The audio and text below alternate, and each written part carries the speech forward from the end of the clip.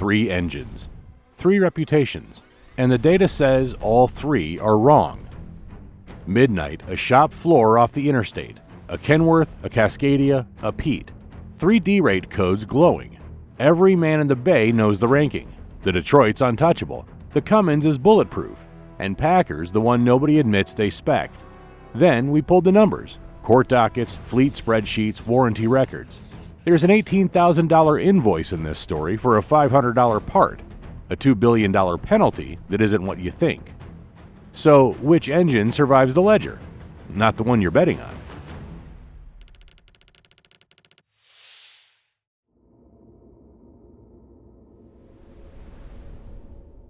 (1988), 11 years before that law even exists. A shop floor in Redford, Michigan, and Detroit Diesel is a General Motors orphan, bleeding somewhere around $100 million a year, and the suits upstairs are done writing checks. Then a race team owner named Roger Penske buys 60% of it and starts running a diesel plant like a pit crew. Year 1, that $100 million loss flips to a $16 million profit, and on-highway share climbs from 3% to 33% by 1993. This fight doesn't start with 3 engines. It starts with 1 that clawed its way off the scrap heap. What Penske inherited wasn't just a foundry, it was the Detroit Diesel Series 60, a 1987 inline-6 that ran a balanced, engineered thrum and carried what no heavy-duty on-highway diesel ever had: full electronic engine control, DDEC. First one on the road.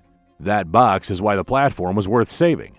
The Series 60 went on to move well over 1 million units and own Class 8 by 1992. And every DD15 running today traces its brain straight back to it. Meanwhile, Cummins is riding its own inline-6 reputation and lining up the X15 for 1999, the low RPM grunt that becomes the X15. And the third guy at the table isn't building engines at all. Not yet. But Packer's already making a move nobody in the industry would notice for another 14 years. Packer, parent of Kenworth and Peterbilt, is still just a Cummins customer, right up until November 15, 1996, when it quietly buys DEF trucks in the Netherlands for about $532 million. An engine bloodline, built since the 1950s, bought 15 years before America ever saw an MX. So when the MX-13 finally lands in the States in 2010, wearing a Packer badge and gets treated like a brand new engine, it isn't. That 12.9-liter is a DEF platform with more than 125,000 SCR-equipped units already grinding out miles across Europe before one ever bolted into a Kenworth. The new Packer engine was a decade of European road data wearing an American nameplate. From 2000 to 2010, Packer spends $1 billion, plus 50 million verification miles and a $400 million plant in Columbus, Mississippi, to stop being a Cummins customer. Building your own iron means competing with the supplier that's fed your trucks for decades, and yet the 2001 Packer-Cummins partnership never actually ends. File that away. And Detroit's comeback always gets told as Penske the businessman, but the electronic control that made the platform worth anything came out of a 1985 SAE paper by 3 Detroit engineers: Hames, Straub, and Amon. They built the microprocessor-governed unit injector system still running as the DNA of every DD engine. The turnaround got the headline. The men who built the brain got a paper number, 850542. Same stretch, Caterpillar bets the other way. It refuses urea SCR, tries ACERT instead, and by 2010 walks away from on-highway diesel for good. That empty chair is why this is a 3-way fight, not a 4-way one. By 2017, the identities are locked. Cummins independent and selling to everybody, Detroit closed-looped under Daimler, Packer building its own in Mississippi, and the 2007 and 2010 EPA mandates have already bolted cooled EGR and then urea SCR and DEF onto all 3. No exceptions, no loopholes. North of the border, it was no different. Canada harmonized its heavy-duty emission standards with the U.S. EPA back at Phase 1, model year 2004. So every bet these 3 placed on the American regulatory clock applied dollar for dollar to Canadian fleets with no separate homologation step. A Canadian owner-operator lived the exact same forced march to cooled EGR and DEF as a guy running I-80 on the identical timeline. 3 bets locked in. Now they get tested where it actually counts. Not on paper, but at the fuel island, starting with all 3 at 2 a.m. when it actually matters.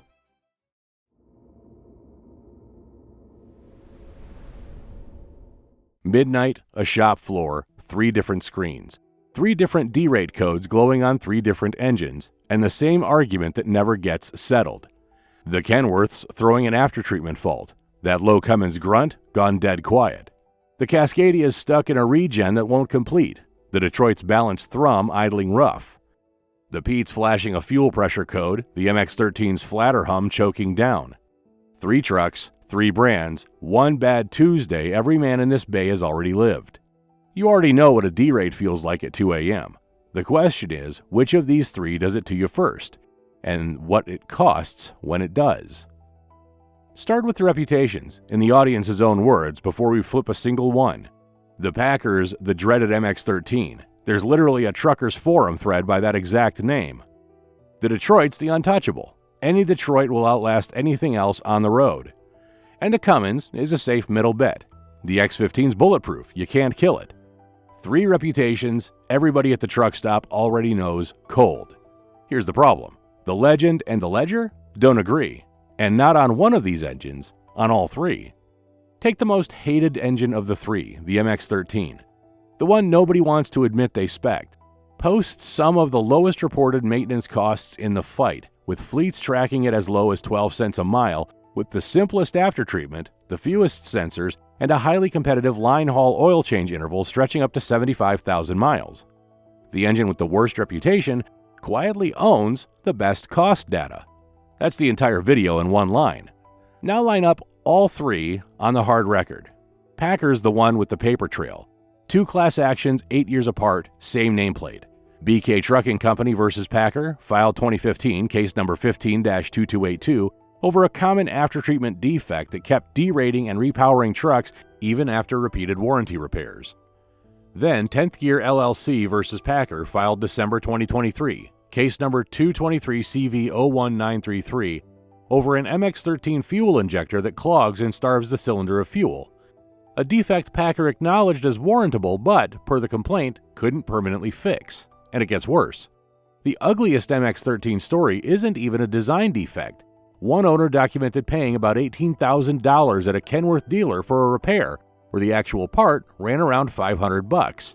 A dealer access and pricing problem, not a broken engine, but real money out of a real pocket. Detroit's bulletproof reputation has its own crack, and it isn't in the iron. It's in the one box, the community's name for the sealed DOC and DPF aftertreatment unit, and it grenades around 650,000 miles. 12 grand a pop, and you can't crack it open and save the good half. Add coolant in oil from liner O-ring leaks that guys chase for months before they trace it. The engine everybody calls indestructible gets taken down not by a crank or a head, but by an emissions box you can't rebuild. And the Cummins? The You Can't Kill It X15 carries a documented EGR cooler failure pattern around 300,000 miles. Plus turbo actuator trouble and a front seal leak a lot of guys see between 650 and 800,000. High mileage capability and recurring failure modes living in the same block. Here's the resistance nobody engineered a fix for. There's no clever bypass on that one box. No 50-cent tab, no wet tank trick. The community workaround is financial. Fleets running Detroits started self-insuring against that $12,000 hit, budgeting for the box to grenade instead of waiting on a warranty fight they knew they'd lose. The fix wasn't a part, it was a line item. So which one's reliable? Wrong question. Reliable and cheap to run turn out to be 2 completely different questions, and all 3 answer them in 3 different directions. The Forum Hero Detroit, priciest to fix. The Forum Villain Packer, cheapest to run. And the Safe Bet Cummins, neither. Just in the middle, failing on its own schedule. North of the border, it got tangled up worse.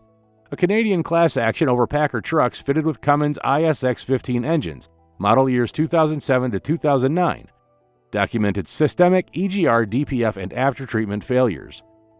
2 of this video's 3 rivals, a Packer truck running a Cummins engine, named in the same defect complaint on the same docket north of the line.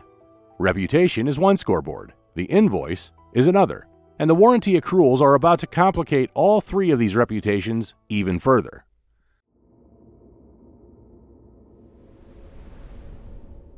A fleet manager's spreadsheet, 3 columns, 1 per engine, and a single row circled in red, cost per mile. The gap between the best and the worst number in that row is about 12 cents. It doesn't sound like much. Run it across a fleet turning 1 million miles a year, And that 12 cents is the whole argument at the dispatch office. A difference between a bonus and a layoff. Set the baseline first, because every manufacturer number only means something measured against the industry average.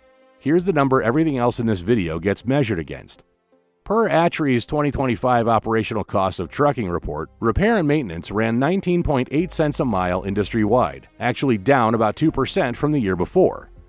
Total operating cost for a Class 8 truck landed at $2.26 a mile, and average miles between breakdowns crept up to 38,249. That 19.8 cents is the line in the sand. Put it next to last round's numbers. The MX-13, running about 12 cents a mile, sits well under that industry line, while a single one-box failure, 12 grand dropped in one afternoon, can swallow a truck's entire annual repair budget by itself. Every My Engine's Cheaper claim gets measured against that baseline, or it's just a guy talking at the fuel island. There's a number coming that most owner-operators have flat wrong. Everybody's heard Cummins got hit with the biggest emissions penalty in American history. Almost nobody knows what engine it was actually about, and it's not the one on your valve cover. Hold that thought, because when you see what that money was really for, it changes who you think the villain in this story even is. Here's the record. In December 2023, finalized April 2024, Cummins agreed to a $1.675 billion Clean Air Act civil penalty, the largest in U.S. history, bigger than Volkswagen's $1.45 billion. On top of that, another $325 million in mitigation, and a separate $372 million deal with California. $2 billion all in all. But here's the part the internet gets wrong. None of it was about the X15. Not one Class 8 engine. The whole case was defeat devices on roughly 630,000 Ram 2500 and 3500 pickup diesels, plus undisclosed emission controls on 330,000 more. The engine that headlines this rivalry was never charged. Same name on the valve cover, same engineering culture, but the flagship truck engine is legally clean. And it rhymes with something older. Back in 1998, Cummins and Detroit were both named alongside Cat, Mack, Navistar, and others in an industry-wide defeat device settlement over software that shut off NOx controls on the highway. $83.4 million, the biggest environmental penalty of its day, with consent decrees entered in 1999 that specifically banned exactly that conduct. Both of today's clean reputations were built by companies caught running dirty, a quarter century before their modern marks. Nobody walks into this round with clean hands. Detroit's own crisis in this era isn't a lawsuit, it's a recall. NHTSA campaign D22R6 covering 38,376 DD15, DD15, and DD16 engines built between January 2020 and December 2022. No public dollar figure attached, but a dealer network repair campaign on nearly 40,000 engines is not a rounding error. Now, the part nobody prints in the brochure: follow the money, pass the penalty. Cummins runs a distribution segment, parts and service on iron already in the field. That segment pulled $10.25 billion in 2023, 11.4 the next year, then $12.4 billion in 2025. Roughly a third of the whole company, steady as a heartbeat, while new truck orders swung wild. The cost of keeping them running that you grind out every month at the parts counter isn't a side business to these companies, it's the business. That's real money out of a driver's pocket or a fleet's thin margin, month after month, warranty or no warranty. Then in 2026, something rare happens. All three move in the same direction at once. Following Daimler's lead, Cummins and Packer both eased their DEF D-rate penalties. Packer alone raised the final inducement crawl speed from 5 to 25 miles an hour and stretched the fix window from 4 hours to 160, factory set on trucks built after July 20th, 2026. Nobody saw that coming. For once, regulatory pressure made three rivals move in near unison instead of underbidding each other on the spec sheet. And the clock all three actually run on was set in Sacramento. California pulled $372 million of that Cummins settlement through CARB and Attorney General Rob Bonta on its own. And CARB's heavy-duty omnibus rule forced a 75% NOx cut on model years 2024 through 2026, 3 full years ahead of the federal deadline. Every one of these three engines runs on a compliance clock California set without anyone voting on it, whether the truck ever crosses the state line or not. The scandals and the software fixes tell you what these engines cost to own. They don't tell you which one you should have bought for the job you're actually doing. That's the next round.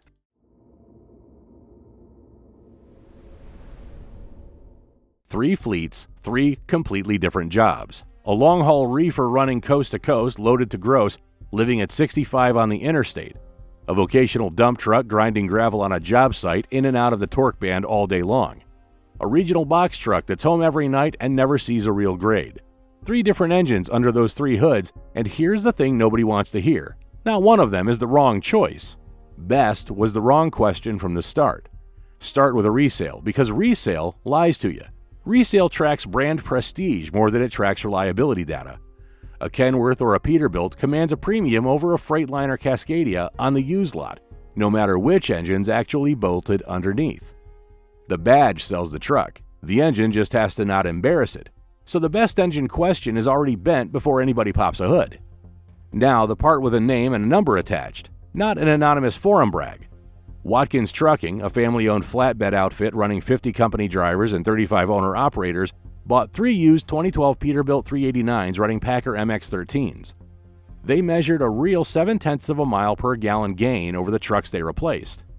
At roughly $6,000 saved per truck for every half mile per gallon, that penciled out to more than $18,000 a year across just 3 trucks. The MX-13 in the real world, in one fleet's own fuel log, printing money nobody talks about. No forum, no brochure, an invoice. And if you think these 3 are always rivals, get on a plane. In Australia, the Cummins X15D, 660 horsepower, 2,360 pound-feet, about 500 pounds lighter than the old X15, is sold badged as the Packer PX15, dropped into the DAF XG cabover and rated to a 97-ton gross combination mass. Read that again. 2 of this video's 3 rivals share one nameplate in one of the channel's core markets. The MX-15 name floating around the trade press is still just speculation, but PX-15 is real, and it's a Cummins wearing a Packer badge. So what's each one actually best at? This is where the 3 philosophies split clean. Detroit owns long-haul fuel economy, and its edge is structural, not luck. Because Daimler owns the DD15, the DT12 automated transmission, and the axles, it can downspeed the entire driveline as one system. The Gen 5 launched in 2021 with roughly 50% new or redesigned parts, a new ball bearing turbo, and a single DPF down from 2. The payoff? Peak torque all the way down at 900 RPM, down from 1075. Then it runs a feature called thermocoasting that will actually apply the engine brakes between 900 and 1500 RPM and hold 0 torque at the flywheel, the engine deliberately throwing power away to keep the aftertreatment hot enough to regen. You'd assume iron fights to make power. This one fights to dump it, on purpose, to satisfy the emissions system. And that closed-loop control traces straight back to the Series 60's DDEC brain. Nearly 35 years of electronic-controlled DNA, still the moat. And Detroit's got a number of its own to back it up. Daimler's own chief engineer, Admir Krizo, says the DD15 Gen 5 passed 1 billion road miles in under a single year. His number, for Detroit, nobody else's. Cummins can't pull that driveline lever. It's a third-party supplier. It doesn't own the transmission in a Kenworth, so it answers on torque terrain instead. The X15's XPI fuel system fires ultra-high-pressure multiple injection events per cycle, and its patented sliding nozzle VGT turbo builds boost down low, where a loaded truck actually lives, up to 605 horsepower and 2,050 pound-feet, starting at 950 RPM. Rated for vocational and heavy haul work up to about 130,000 pounds. That's the engine you want grinding gravel, not the one sipping fuel at 65. Packer takes the third job, and its moat is subtraction, not addition. With fewer sensors and a radically simplified aftertreatment system, there are simply fewer failure points to chase down at 11 p.m. on a Tuesday. That architectural subtraction means a regional driver who's home every night spends far less time parked in a service bay chasing ghost codes than a Detroit or Cummins owner does. That's not a horsepower number, it's uptime. And uptime is the only spec that matters to a truck that can't afford to sit. 3 engines, 3 best at X claims, no single block wins every job. That's the real answer this whole video's been building toward. Best was never a single axis question. It's long haul versus vocational versus regional, fuel economy versus torque versus simplicity. And every fleet manager who's ever spec'd more than one truck already knew it before the argument started. The legend picks a favorite. The ledger picks the job. But the job these three are bolted into right now is about to change completely. A new EPA mandate is loading up, and it's forcing all three makers to place three fresh bets, exactly like they did the first time.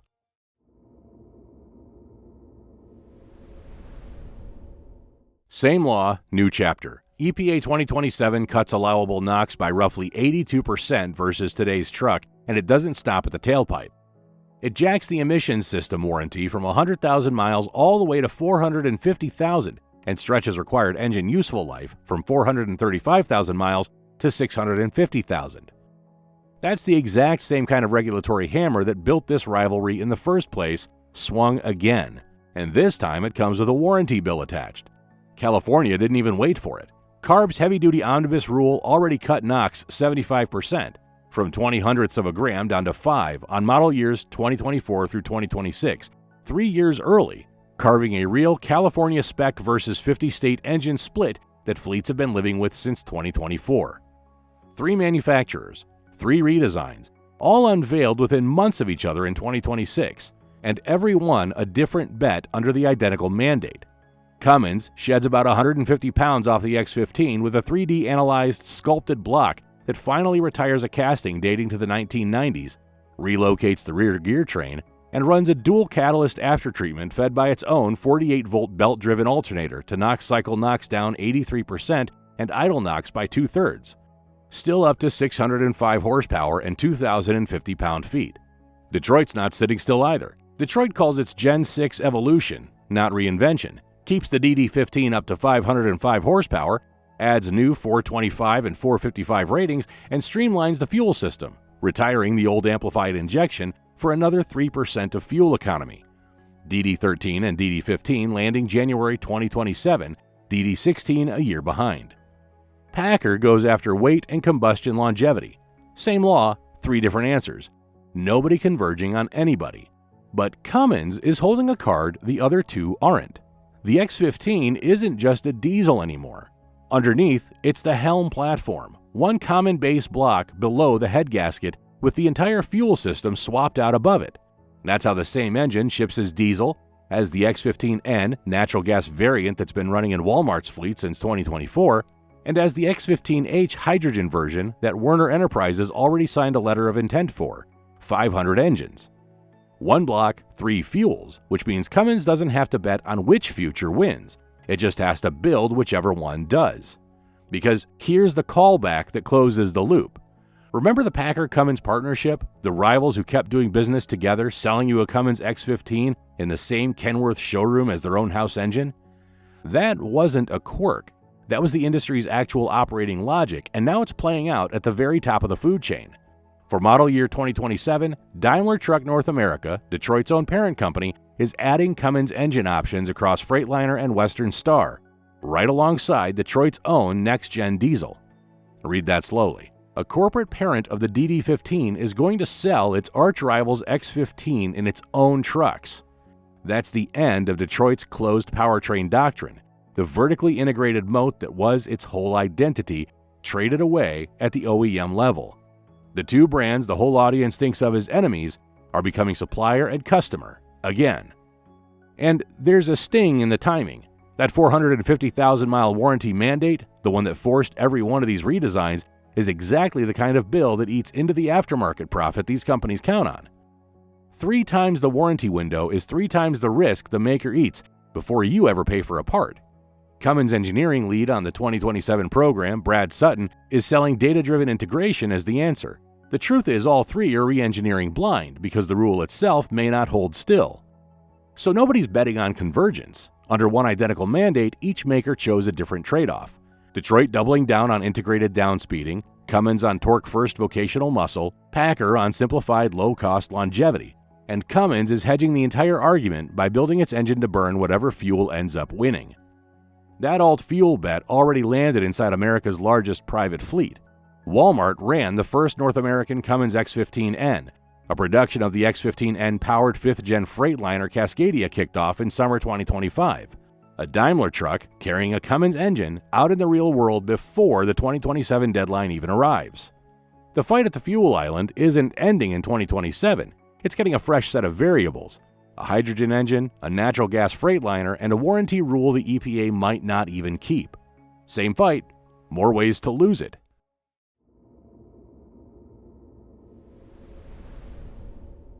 Pull back to the right now though, 2026, and here's where all three actually stand. Every one of them is alive and mid-surgery for EPA 2027. Cummins just posted a record $34.1 billion in revenue for 2024. In the first quarter of 2026, it raised its full-year outlook and handed $519 million back to shareholders, betting on a stronger North American market in the back half of the year. The X15N natural gas engine's been rolling out of the Freightliner Cascadia line since summer 2025, and Daimler's adding Cummins options for 2027. But the real twist landed late. In 2026, the EPA turned around and proposed scrapping the DEF D-rate penalties entirely and rolling back the same 450,000-mile warranty rule that forced all three of these redesigns in the first place. So, all three just spent billions re-engineering for a standard that's being softened before it even lands. The honest verdict is a split one. All three built three different, well-engineered answers to the identical law, and not one of them can be crowned without naming the job first, which is exactly why this argument outlives every single model year. So, the scoreboard was never meant to be totaled. Reliability went to nobody clean. The Forum Hero cost the most to fix. Cost per mile went to the engine everybody swore they'd never buy. Longevity and fuel economy split down the middle, with two industry sources that still can't agree. Resale went to the badge, not the block. 4 categories, 3 engines, and no line at the bottom to add them up. That's not us dodging the call, that's the receipts refusing to agree. The legend on one scoreboard, the ledger on the other. And every veteran already knew the answer. The best engine is the one that fits the job you're actually doing. So we're not handing you the verdict. You've already got it. It's bolted under your hood right now. And the only question left that matters is whether you'd buy it again. The argument doesn't stop when this video does.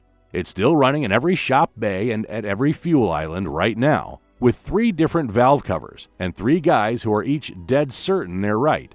Every brochure crowns a winner. Every invoice tells a different story. So, be straight with the bay. After everything you've pulled apart, paid for, and cussed at, would you spec the same engine again?